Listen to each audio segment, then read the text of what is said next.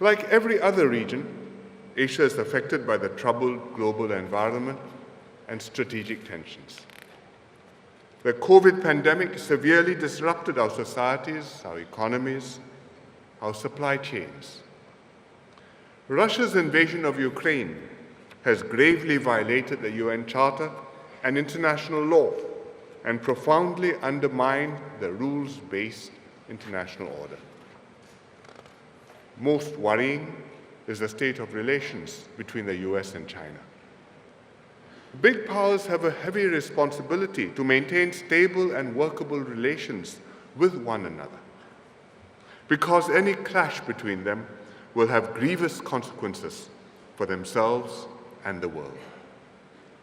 And yet, the US and China are at odds over many intractable issues, including trade and investments, supply chains, cybersecurity, emerging and critical technologies, as well as freedom of navigation.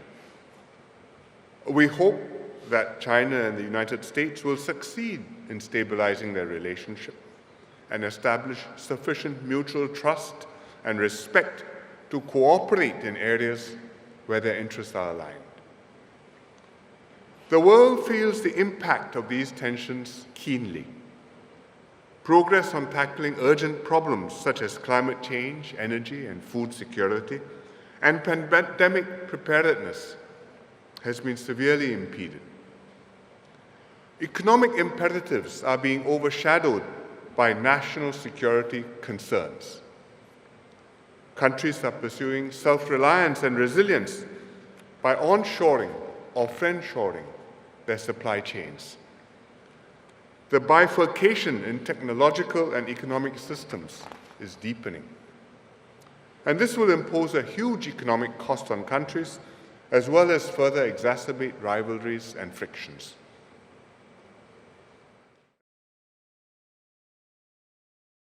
Against this global backdrop, what can Asian countries do? First, we should continue to promote economic cooperation and good relations between China and countries in the region. China has become the largest trading partner for almost every country in Asia. It has launched also regional and global initiatives such as the Asian Infrastructure Investment Bank, AIIB, the Belt and Road Initiative, or BRI, and the Global Development Initiative, the GDI. Other Asian countries reciprocate China's desire to deepen economic integration.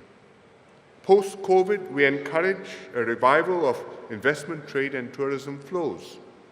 And we look forward to participating in new growth opportunities in China's dynamic economy.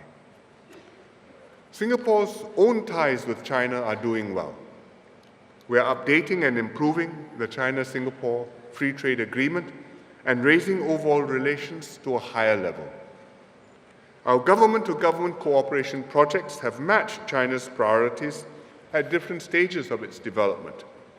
The latest project, the Chongqing Connectivity Initiative, improves connectivity between Western China and Southeast Asia, and it is part of the Belt and Road Initiative. Even during the pandemic, Singapore kept up our ties with China. Our merchandise trade expanded by 6% last year. Singapore is one of the largest foreign sources of investments in China. At the same time, more and more Chinese companies are investing in Singapore, setting up headquarters and operations here.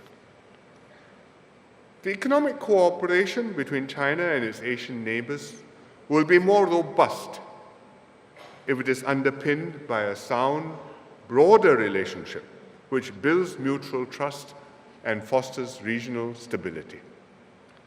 There are many bilateral and regional issues that need to be resolved, and they should be managed in the spirit of goodwill and cooperation, peacefully and in accordance with international law, giving full weight to the perspectives and interests of countries big and small. From time to time, national interests will diverge and bilateral issues will arise. This is unavoidable.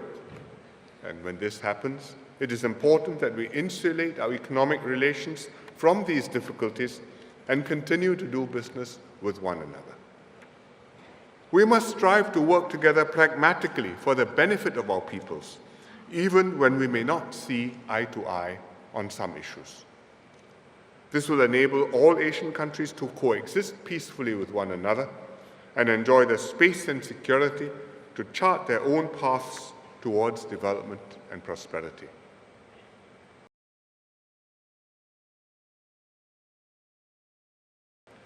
Secondly, besides strengthening their ties with China, countries in Asia also need to deepen cooperation with one another. We should build a dense mesh of cooperation and interdependence rather than a hub-and-spokes model, because this will result in a stronger and more resilient region. ASEAN is a key organization that promotes cooperation in Southeast Asia. ASEAN member states are working systematically to strengthen integration among ourselves. The ASEAN Digital Economy Framework Agreement will deepen our cooperation in a sector which will only become more crucial and pervasive. And the ASEAN Community Vision for 2025 provides a roadmap towards a rules-based, people-oriented, and people-centered ASEAN community. ASEAN centrality also helps to link up partners across Asia and beyond. Mechanisms like the East Asia Summit, the ASEAN +3, and the ASEAN Regional Forum have brought major players together and offered neutral platforms for productive dialogue and engagement. ASEAN also initiated the RCEP, the Regional Comprehensive Economic Partnership, which is the world's largest FTA, covering Southeast Asia, Northeast Asia, and Australasia. Many other complementary regional groupings exist in Asia.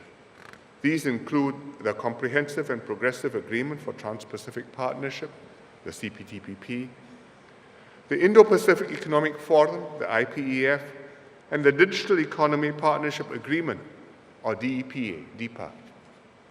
These groupings are not mutually exclusive. They have varying memberships and often overlap with one another. Not every country needs to be in every group, but collectively, the different groupings build a resilient and interlocking network of cooperation among countries in Asia. At the same time, these regional groupings deepen ties between Asia and the rest of the world, and this gives our external partners stakes in Asia's peace and prosperity.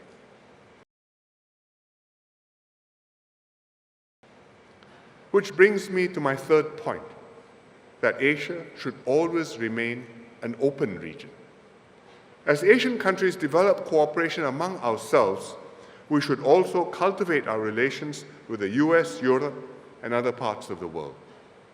For example, despite the tensions between China and the United States, their bilateral trade in goods hit a record high of close to $700 billion last year. Other Asian countries, too, are keen to expand economic relations with other regions. Investments by European and American companies in Asia continue to grow. Asian countries are concluding FTAs with European countries and with the EU, and even with partners in Latin America. For example, Singapore has a free trade agreement with the Pacific Alliance. Strong economic ties across regions will foster greater interest among more stakeholders to engage constructively in Asia. This will encourage healthy competition, spur innovation and partnerships, moderate tensions when they arise, and make for a more stable and balanced region. Whether Asia can realize its promise will depend on how well countries in Asia maintain stable relations and cooperate practically and productively, both amongst themselves and with our external partners. As a very important economy in Asia, China has a big role to play in all of this. We welcome China's commitment to continue opening up its economy and to continue supporting multilateralism and regional cooperation. And we look forward to all parties contributing more actively to regional and global development and prosperity to benefit Asia and the world.